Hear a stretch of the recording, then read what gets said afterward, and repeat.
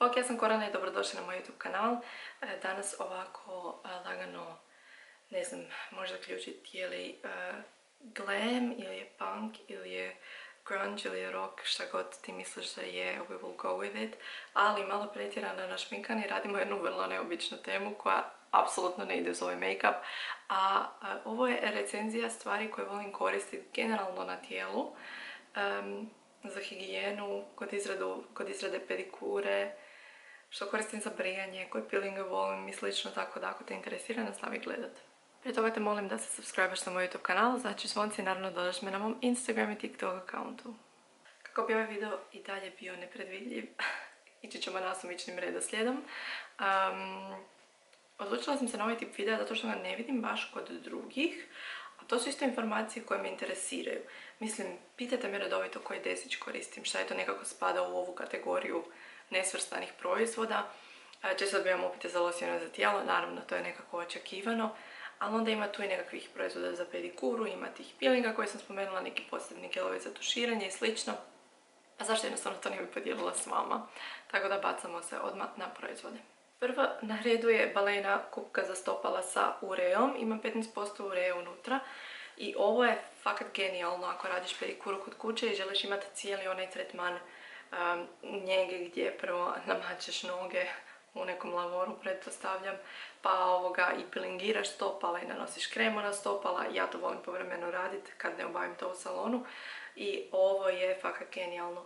Jako omekša kožu i ne znam, stopala su super nakon toga. Stvarno super stvar za umakat stopala unutra. Zatim imam s Parfumov Blue Lagoon, ovo je njihov losjon za tijelo koji dolazi na pumpicu, a miriše na magnoliju i ružu, iako po meni Blue Lagoon jako dobro daje osjećaj toga šta ti miriše. Znam da su samo dva cvijeta, ali fakat ima taj neki feeling plave lagune. Ovo je prekrasan losjon za tijelo koji ima pregršt lijepih sastojaka u sebi, na bazi je divnih ulja i maslaca, ima i neka eterična ulja, meni recimo ništa od toga ne smeta za tijelo, jedino što me uvijek brine recimo kod tih prirodnih proizvoda da nisu previše masni, ali ovo je upravo suprotno. Prekrasan, brzo upijajući losjon koji zbilja daje super hidrataciju bez osjećaja masnoće ili ljepljivosti, samo onako u minuti ti noge upiju sve, mislim noge ili bilo koji drugi dio tijela i ostavlja fakat fini miris da ovo mogu pretvoriti u nekakvu parfumsku voljeću za tijelo, ja bi definitivno bila kupac i toga. Već neko vrijeme moj najdraži dezić je ovaj od Neutra Robertsa Derma Zero, nema u sebi parabene, alkohola i aluminijske soli. Nekako više ne znam što mislim o tim aluminijskim solima u dezićima.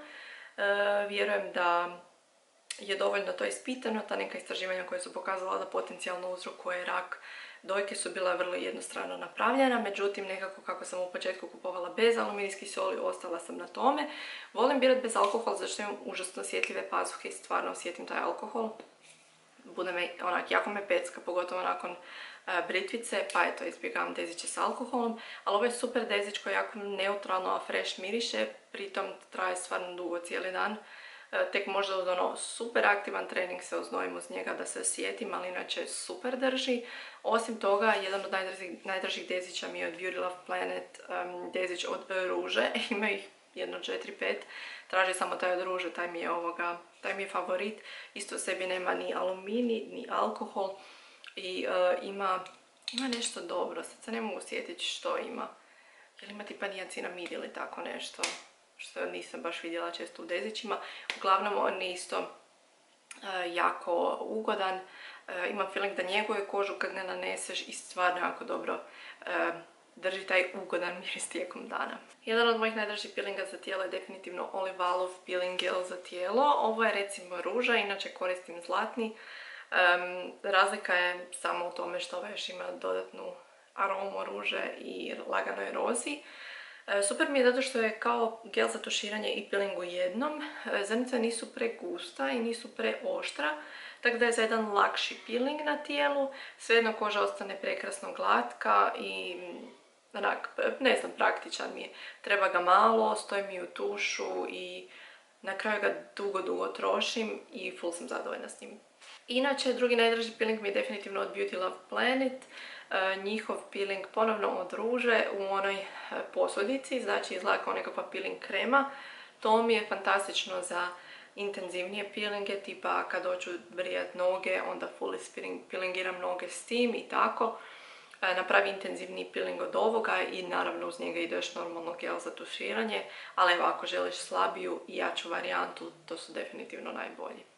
CeraVe Moisturizing Lotion je proizvod koji možeš koristiti na licu i na tijelu i iako ga nekad znam staviti na lice, tipa između šminkanja, između dva luka ili tak nešto, najčešće ga koristim na tijelu i fantastičan je. Stvarno iznenadila sam se koliko je dobar u obnavljanju kožne barijere i na tijelu, tipa na najsušim dijelovima tijela, na nogama.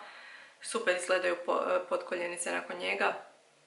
Jako je praktičan, obožavam kreme na pumpicu, super se brzo upije i jednostavno radi posao. Više puta sam pričala na ovom kanalu o svom najdražem maslaču za tijelo, to je od Ritualsa The Ritual of Ayurveda, jedan od najfinijih mirisnih proizvoda koje sam probala za tijelo. Kupila sam odmah i parfemsku vodicu koja može ići u kompletu s njim, iako se već od njega dovoljno dobro zadržava miris na tijelu. Super je njegujuć i vidim da radi posao, ali preferiram ga baš radi tog mirisa jer mi je miris božanstven. Ne znam kako vi, ali imam naviku koristiti gelove za intimno pranje i biram ovaj Intima od Biobaze. To je jedan gel za intimnu njegu. Super je nježan i nikad nisam imala nikakvih problema od njega. Od nekih sam znala imat, tako da ako tražite dobar intimni gel, fakat se isplati uzeti ovaj Biobazin i još nije skup. Mislim da je čak jeftiniji od prosjeka. Onda imamo one hidrokoloidne flastere od Balea. Ovak izgledaju. Dolazi nekoliko različitih u jednom pakiranju. Mislim da ima dva od svakog. I ovi su oni veliki za 5. Full je jeftin spram toga koliko oni inače koštaju. Mislim da je između 12 i 15 kuna. I ne drži čvrsto koliko zna držati tipa Hansaplast. Ali na kraju dana onak mogu tipa 3 pakiranja kupiti za jedan Hansaplastov, pa onak biram njega. I ako i padne, promijenim ga, whatever, dovoljno je jeftin da ih mogu kupiti gomilu. Tako da ovo su flasteri koje fakat preferiram tipa nosit kad idem razgaziti neke cipele ili nešto jer redovito dobijem žuljeve. I lijepo rade, kažem, odlijepe se, ako se i malo odlijepi na jednom kraju uz vodu je gotov, što sam primijetila da sa Hanzaplastom recimo nije tako, ali dura. Rouge & Glow spray su mi definitivno najdraže šljokice za tijelo. Nisu prenapadne, ali nisu ni super decentne. Po meni je malo napadnije nego kad koristiš njihovo suho ulje, kao da ih više ima na istoj površini, ajmo to tako reći. Tako da mi možda zato i draže.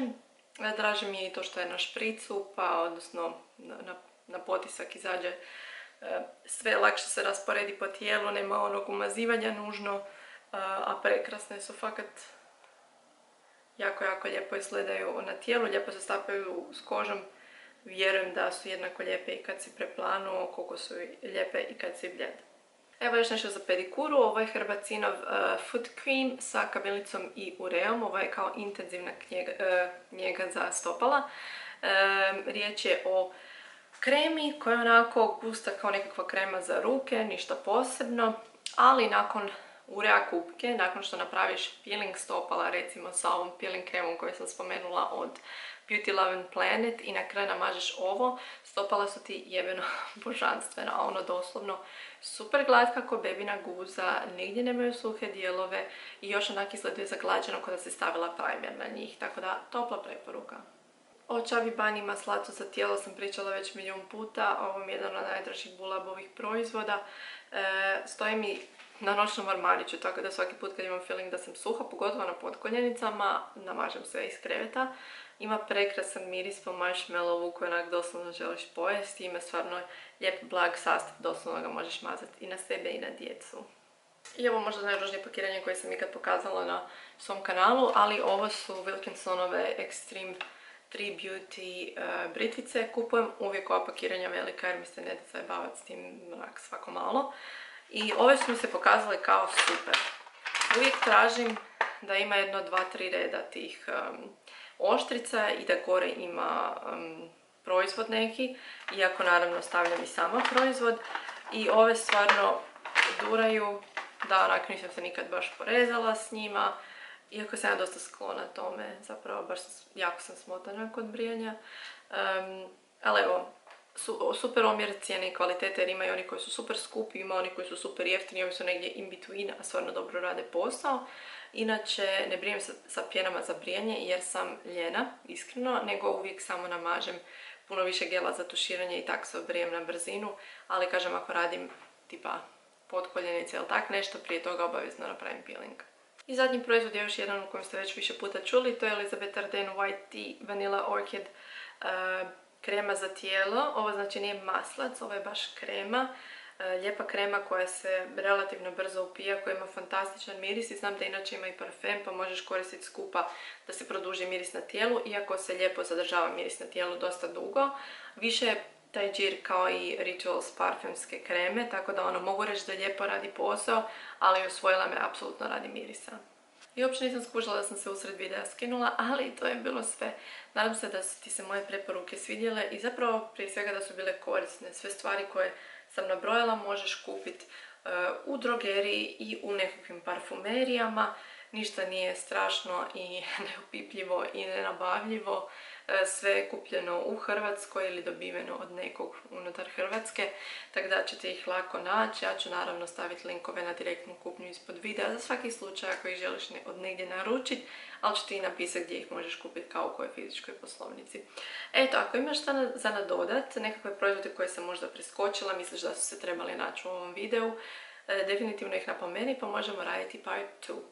I to je bilo to, gledamo se sljedeći tjedan. Pak!